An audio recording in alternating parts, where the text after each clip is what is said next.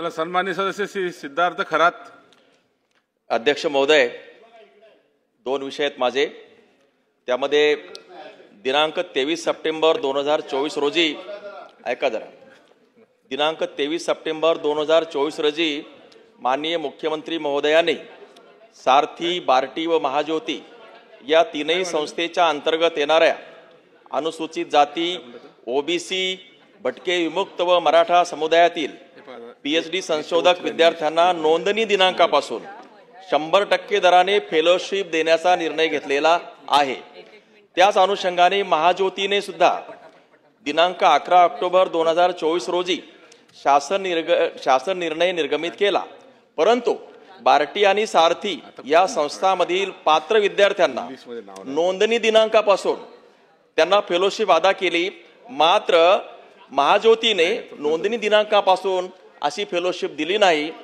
सारथी आणि बार्टीच्या निर्णयाप्रमाणे महाज्योतीने सुद्धा नोंदणी दिनांकापासून पीएचडी संशोधक विद्यार्थ्यांना फेलोशिप अदा करण्याच्या संदर्भात विभागाने कारवाई करण्याची आवश्यकता आहे।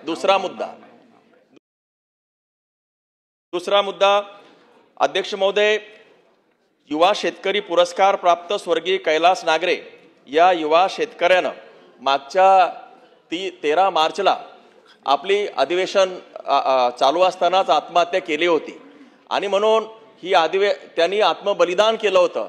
कशासाठी केलं होतं तर शेतीला पाणी द्यावं, 14 गावांच्या शेतीचा पाणी मिळावं या संदर्भात त्यांनी निवेदनं दिली। निराश झाला आणि त्यांनी आत्मबलिदान दिलं। या संदर्भामध्ये मी लक्षवेधी अनेक विविध आयुधामार्फत हा प्रश्न उपस्थित केला।